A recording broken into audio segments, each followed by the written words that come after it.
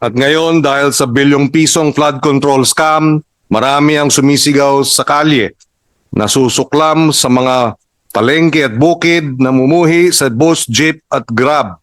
At sinasabing ikulong na yan, mga kurakot. Kaya kasama ang ating mga inaanyahang resource persons mula sa DOJ, NBI, CHR, ICI, private sector organizations. Pag-uusapan natin ang Senate Bill 1215 na panukala ni na Senate President Soto at Senators Erwin Tulfo at Ontiveros.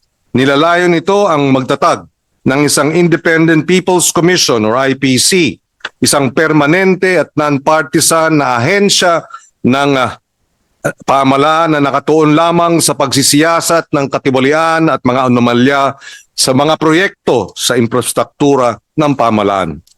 Kung may sasabatas ang komisyong ito ay magiging mas malakas at mas malaya kumpara sa kasalukuyang ICI sa ilalim ng isang executive order.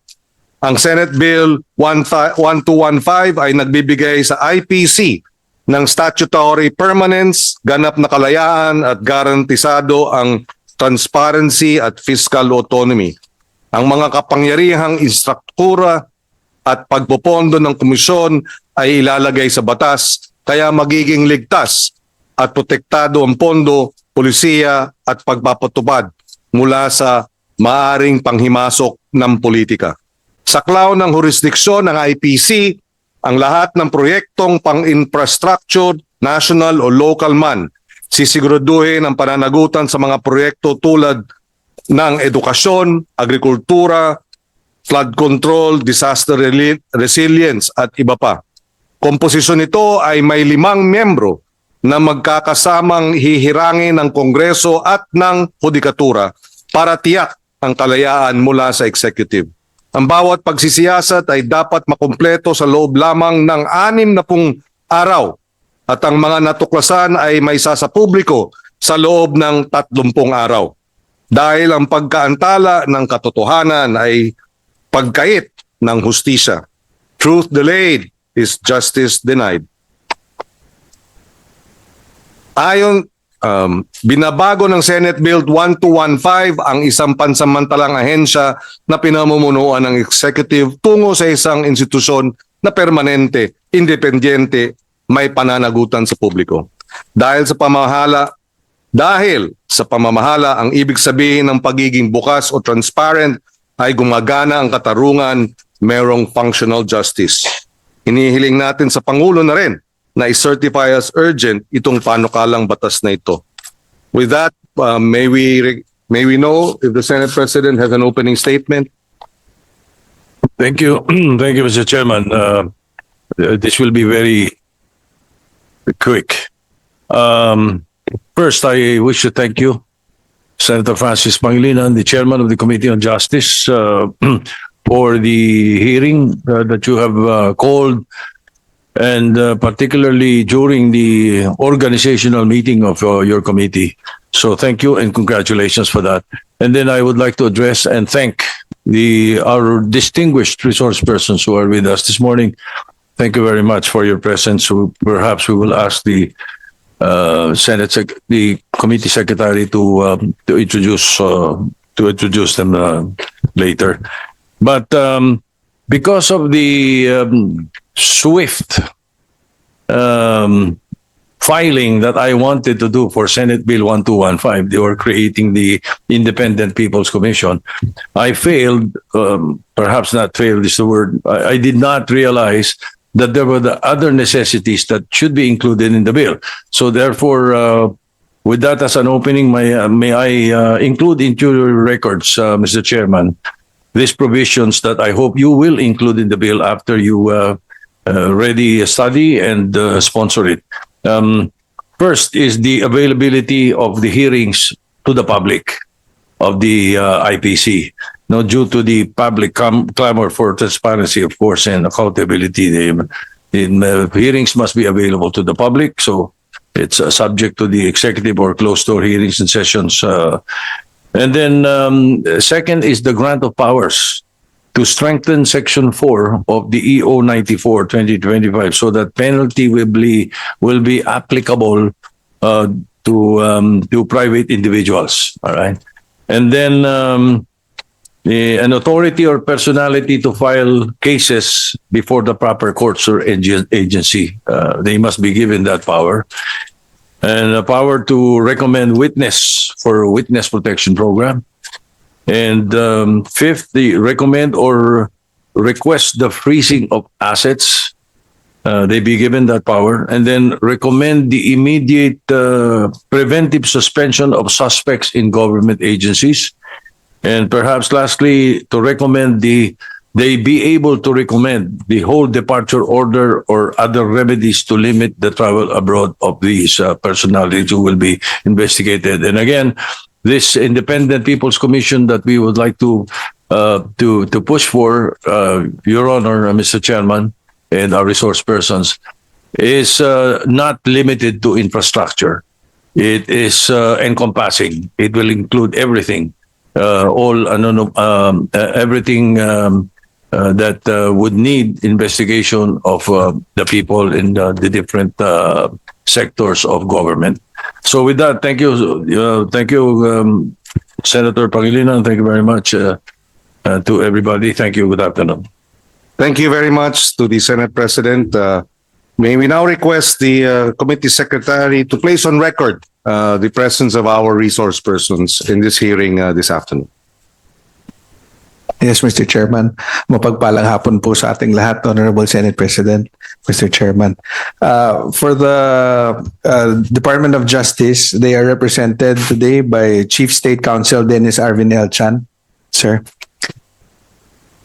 No need to stand up, just you may raise your hand or just acknowledge the chair. Thank you.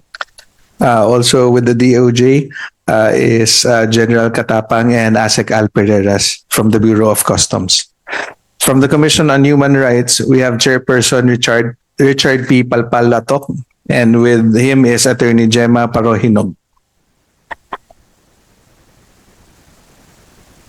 From the Department of Public Works and Highways, they are represented today by ASEC Melody Villar.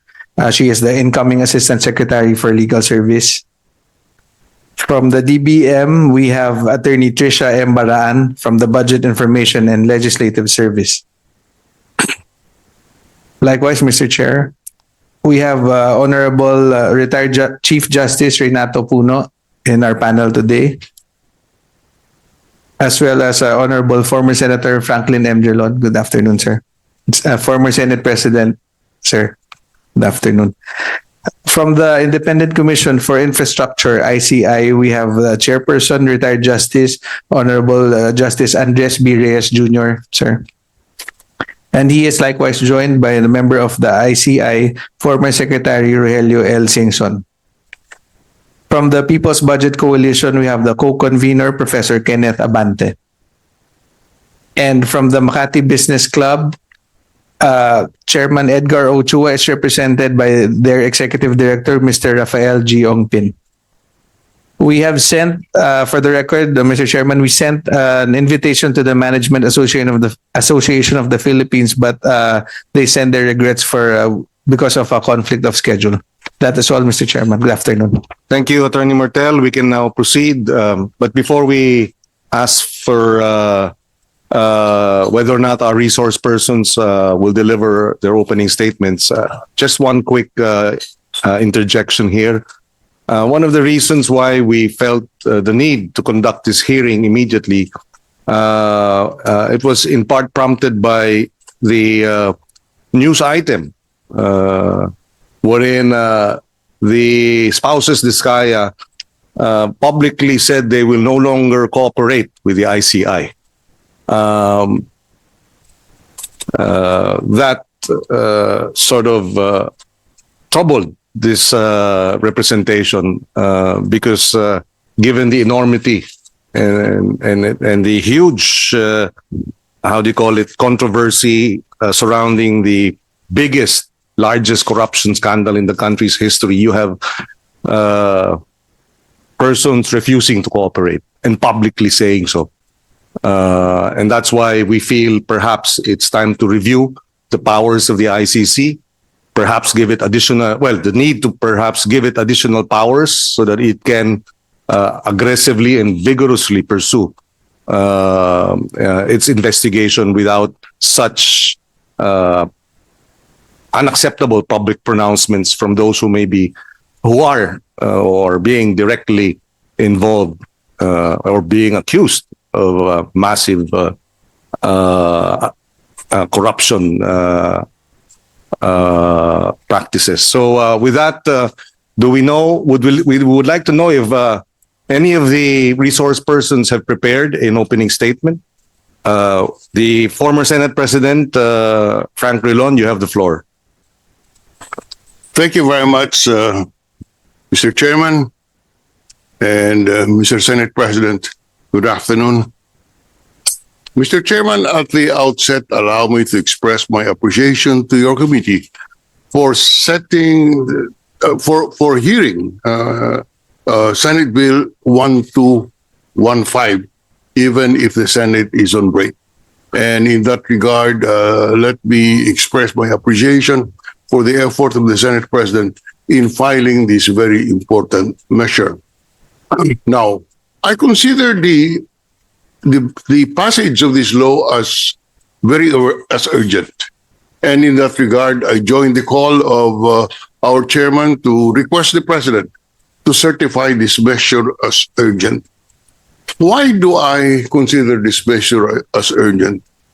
Mr. Chairman, I think it cannot be denied that our people today are angry. They are angry because of what they see to be the massive corruption in government. Mr. Chairman, I was in the Senate for 24 years and in the Executive Department for 9 years. I have never seen a corruption of this magnitude during the 34 years that I was in public service. And today, Mr. Chairman, in public gatherings, you hear people in unison chanting anti-corruption drives.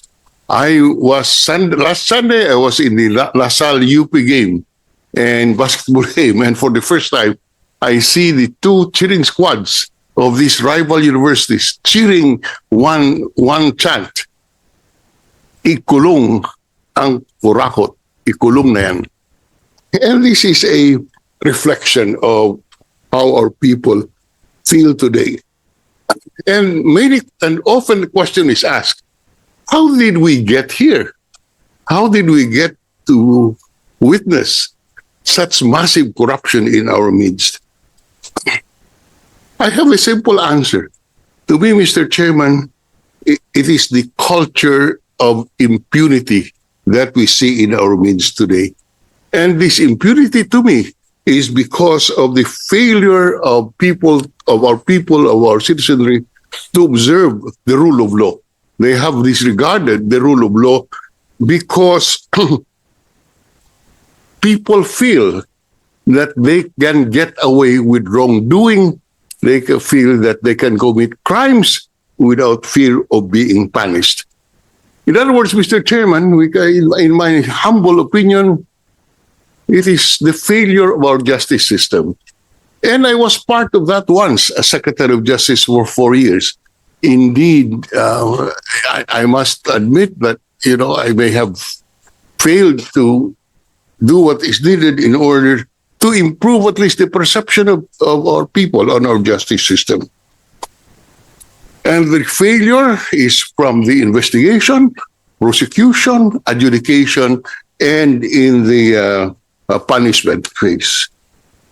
There is a failure of our institutions to enforce compliance with the law. And therefore, we see the impunity that we see today in our society. But talking of institutions, we have enough, in my mind, institutions in our system today that should address these anomalies. But we must admit that there is that we see the failure of the system to effectively prevent corruption. The Ombudsman, under the Constitution, has the mandate to punish and prevent these anomalies. This is a constitutional power.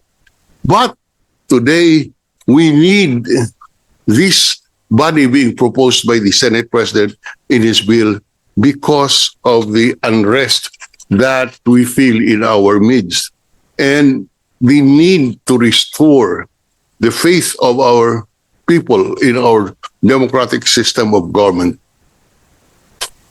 My submission, Mr. Chairman, is that this commission should not be a new body that will be perpetually funded and existed. We have enough institutions in our democracy. In my view, we have to strengthen them. But in the meantime, let us have this ad hoc body in order to restore the faith of our people in our justice system and mollify the people, make them believe that democracy is still the best system for our governance. We therefore urge the chairman and the committee to immediately report to plenary the bill of the Senate President after this committee hearing, and that it be calendared for debates in the Senate before the Senate tackles the national budget. We urge the President, and I join the call of the chairman, to certify the same as urgent. Mr. President, there are precedents to the creation of the ICI. There are precedents. Recall, the most famous, of course, is the Agrava Commission, which was formed in 1986. And you have the Davide Commission, the Feliciano Commission.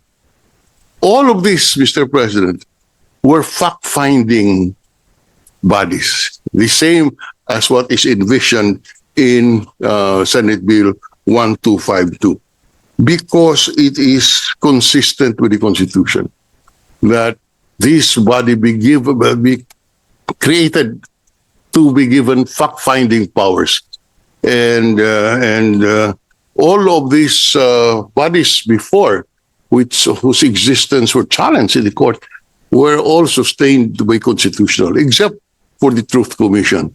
And the Truth Commission was decreed by the Supreme Court as unconstitutional because of the Equal Protection Clause, when the EO itself said that it shall cover only investigations of anomalies of the past administration. That was considered as violative of the Equal Protection Clause.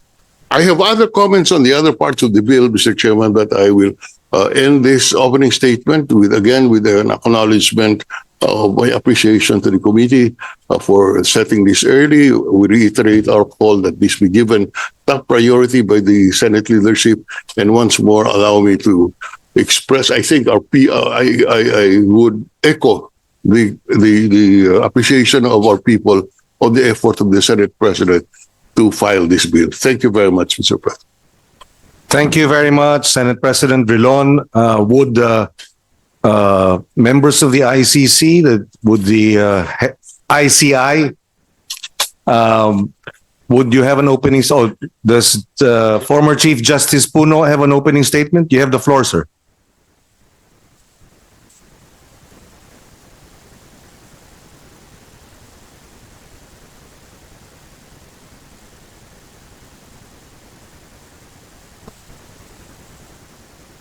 Senate President,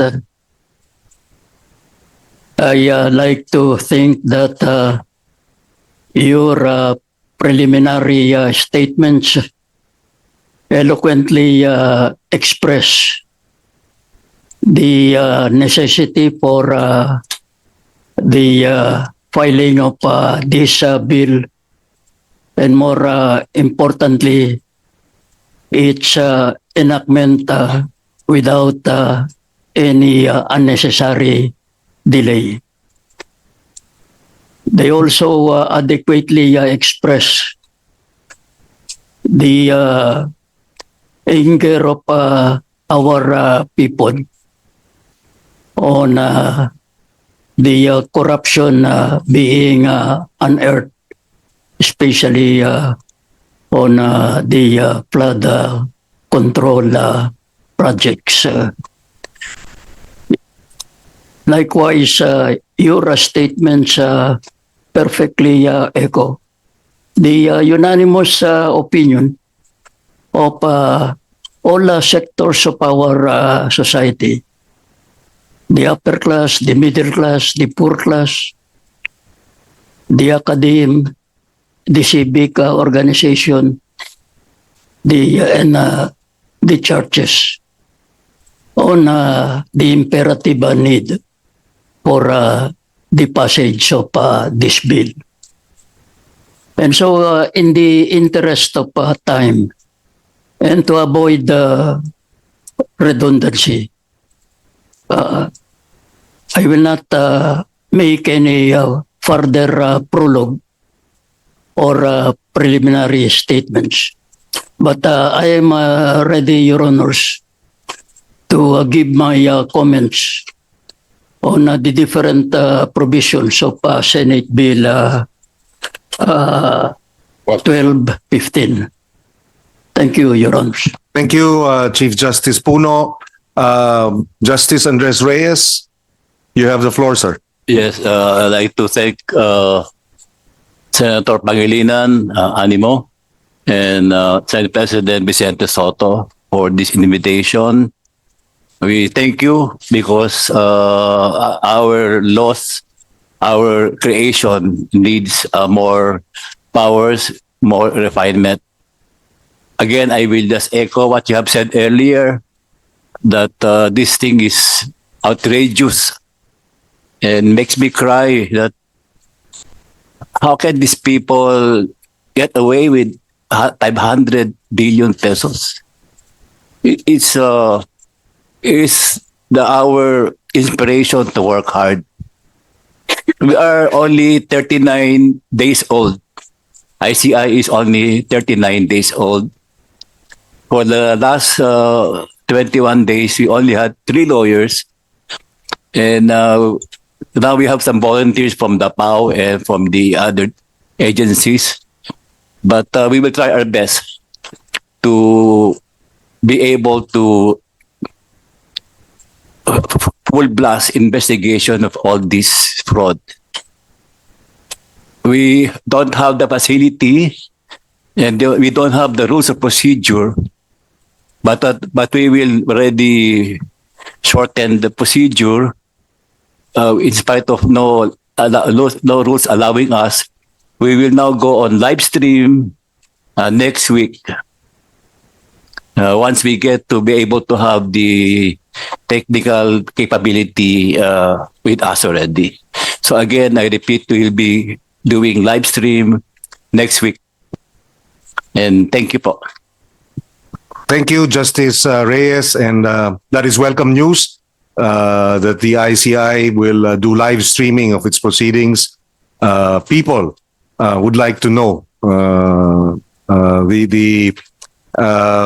the facts of these cases and would like to be updated as to the developments and the progress of the investigation. And a live streaming of the proceedings will definitely address this concern of the public. Thank you very much.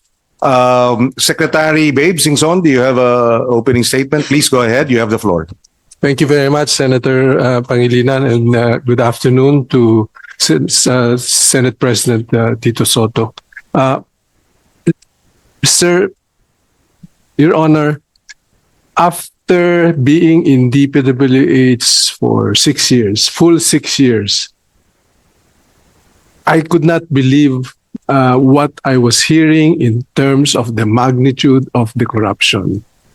And I tried to analyze where did the system fail.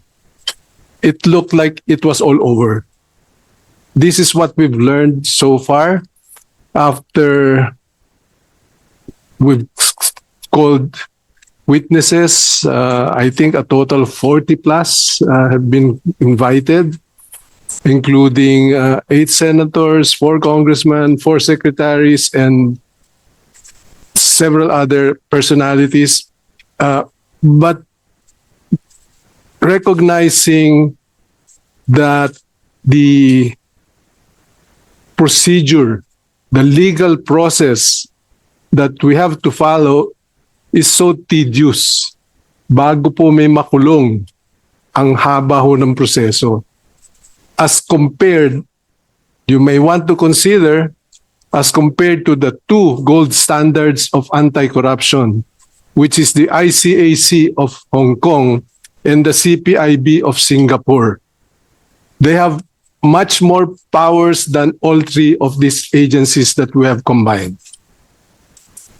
Now, as a result of the difficulty and because of the very strong clamor of our people, because of the massive corruption all over the place, under the leadership of Chairman Reyes, we invited a total of 20 government agencies to find out from them what are their administrative powers that we can immediately utilize in collaboration with these agencies. Marami po pala niyan.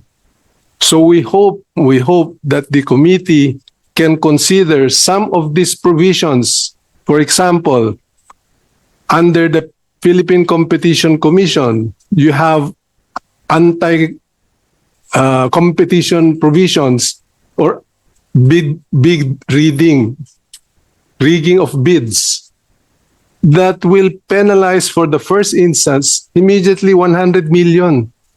Second instance, 105, 110, all the way to 250 million pesos per incident.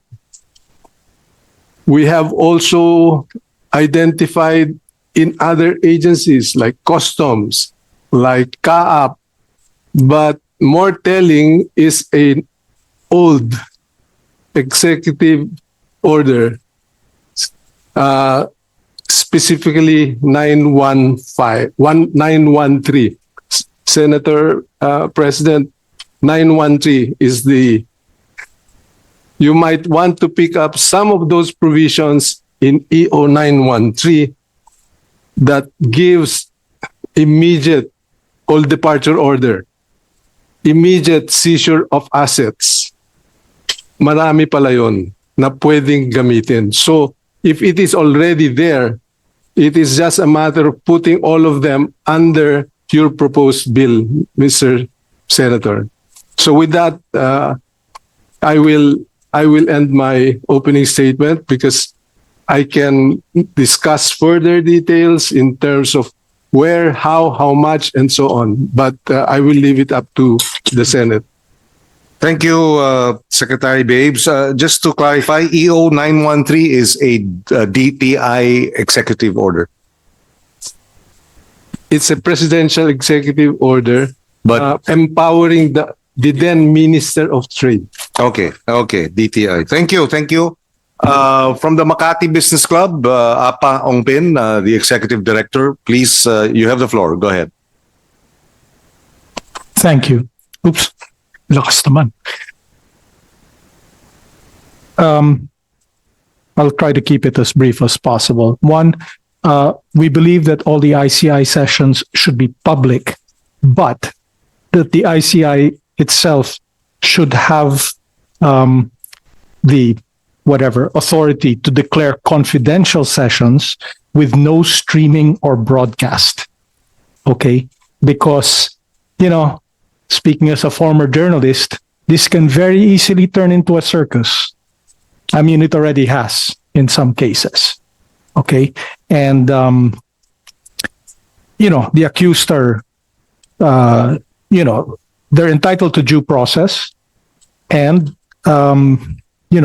we cannot turn this into a public shaming exercise.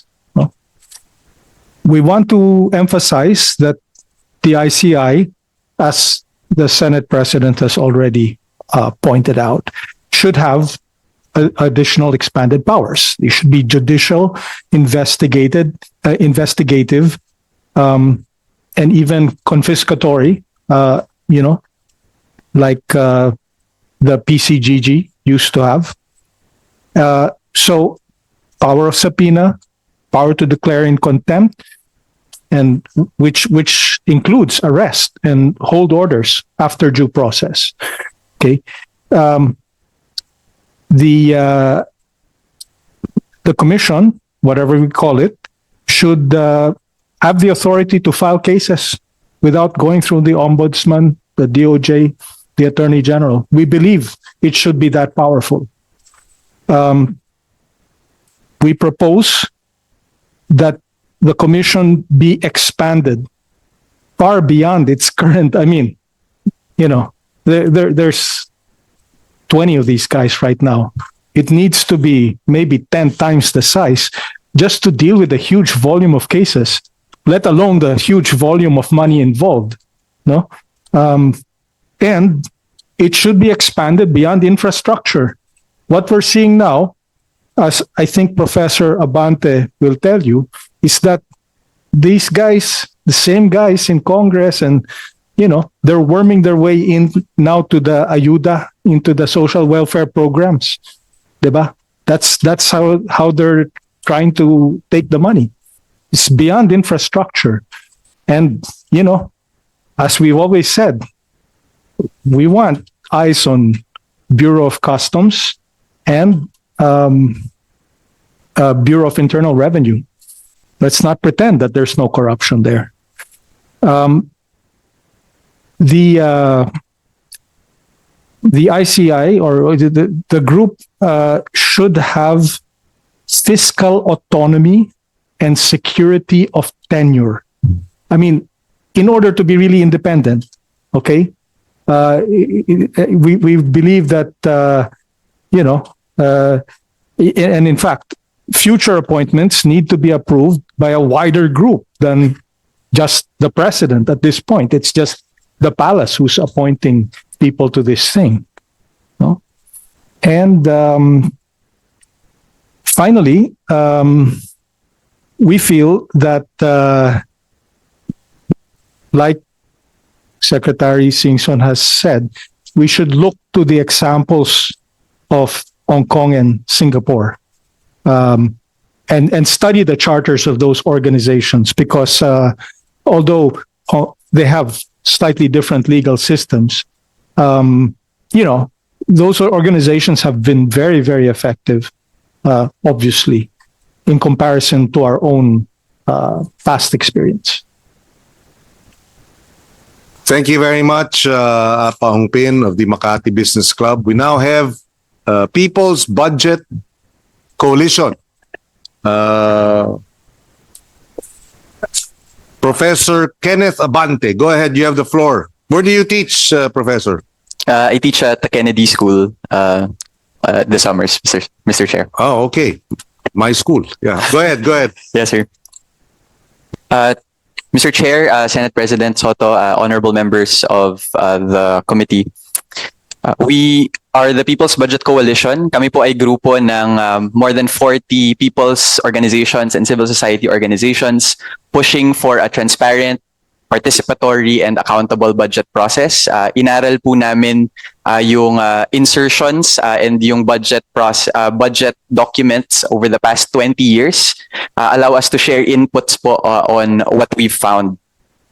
I think going directly to the subject of today's hearing, we in the People's Budget Coalition support the urgent passage of the Independent People's Commission Bill, empowering it with the powers of contempt, mandating that hearings be open by default unless there are critical meetings that need to be kept confidential, that it be given fiscal autonomy, and that it proactively disclose the tracking of cases pending before the judiciary related to cases of corruption. I was listening to Representative Chel Jokno's interview yesterday about some cases pending before the Sandigan Bayan aging 40 years, Mr. Chair. We think these are critical to be resolved.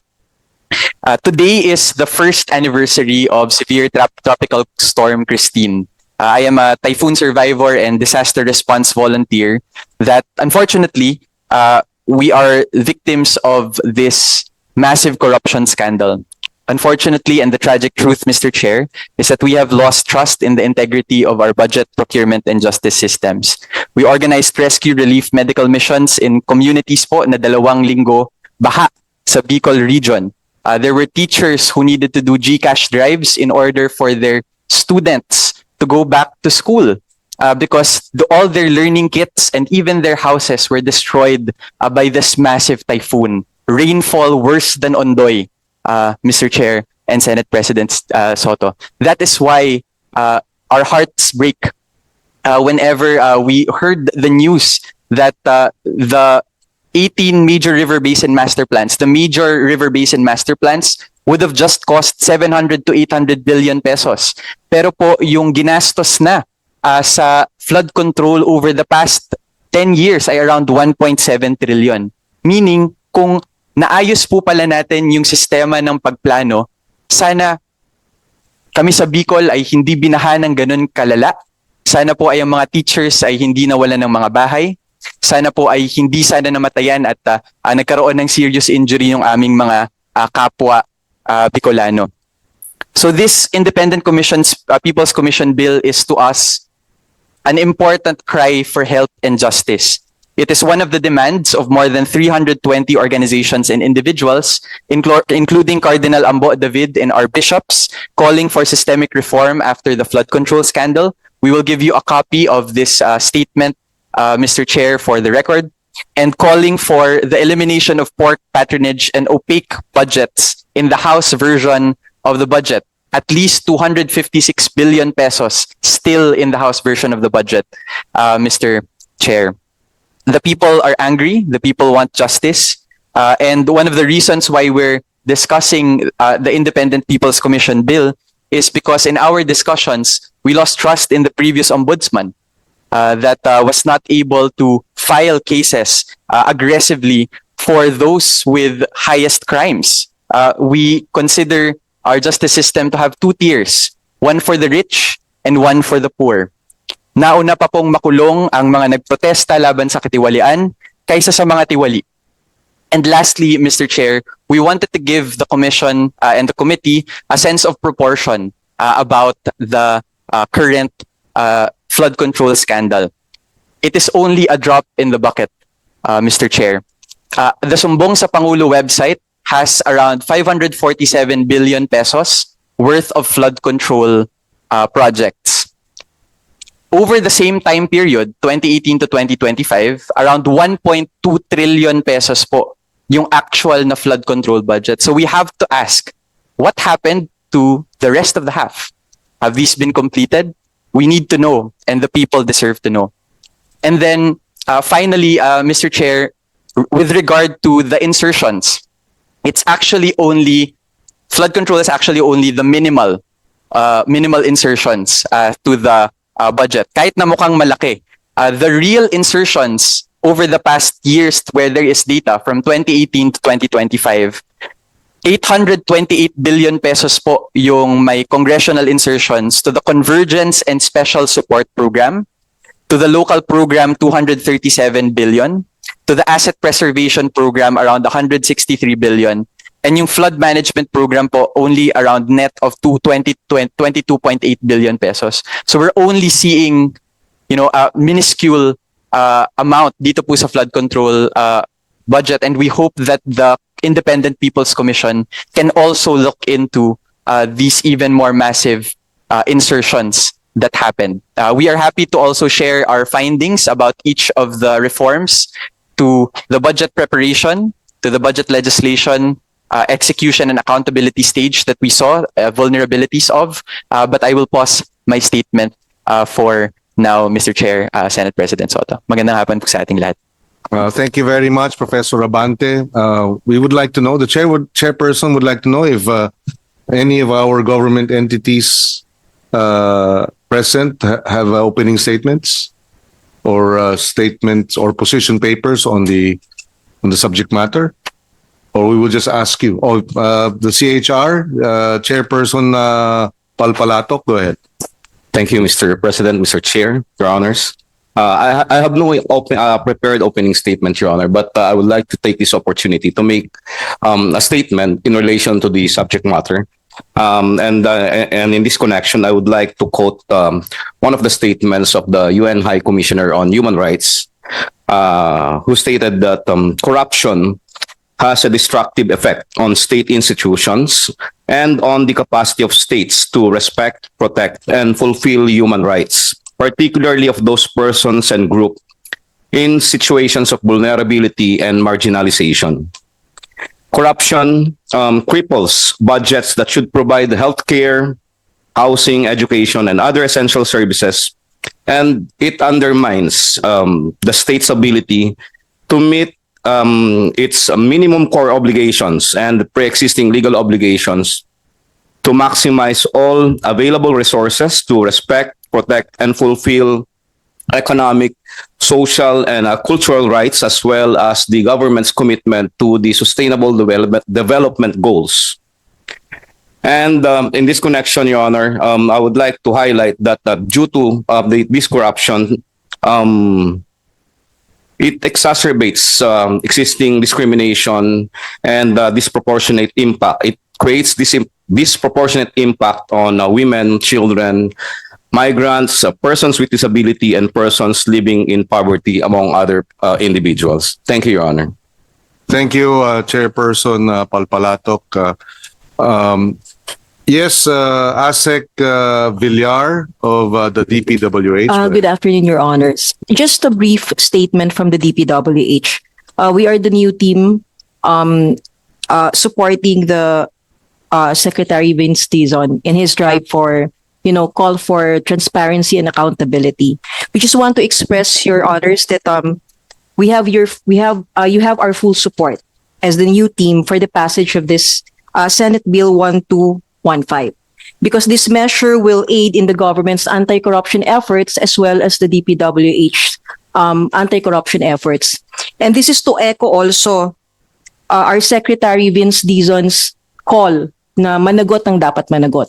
So we ensure and we undertake, Your Honor, that whatever documents or reports that the committee will request from the DPWH, everything will be made available. Thank you.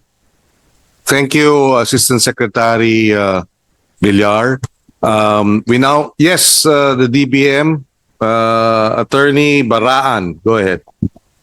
Good afternoon, Mr. Chair, Senate President, and to all the persons present here today. We would like to manifest a few points, Mr. Chair, and to respond po dun sa mga initial comments po of our guests. First of all po, we fully support the intention of the bill. And since may independent commission na po currently, we would like to note lang po na ensure lang po na walang duplication po ng mga iti-take up po nilang mga cases. Ganyan. Baka maklarify lang po sa bill na ensure na wala pong duplication. If the intention is separate entities po sila. And kung ad hoc din po yung intention nitong commission po, we would like to note, baka pwede rin po lagyan ng sunset clause katulad po dun sa EO 94. And we note po na baka gusto rin po lagyan ng secretariat po yung itong commission na ito katulad po dun sa EO 94. As to the proposal po to have fiscal autonomy, we respectfully request for reconsideration po kasi this might be a precedent po na mag-clamor for yung other proposals for fiscal autonomy. And to note, currently po, nasa constitution lang po yung may fiscal autonomy and limited fiscal autonomy. So that is all, Mr. Chair. Thank you po. Maybe just a quick comment there. We consider these corruption cases as unprecedented, and therefore perhaps unprecedented fiscal autonomy should be made available. Are there other? Okay. With that, the Senate President wishes to raise a few questions. Go ahead, Yes, Senate President. Well, before you continue with your hearing, Mr. Chairman, may I just throw a question? Actually, it's from left field. Either former Secretary Babe Singson or the DPWH representative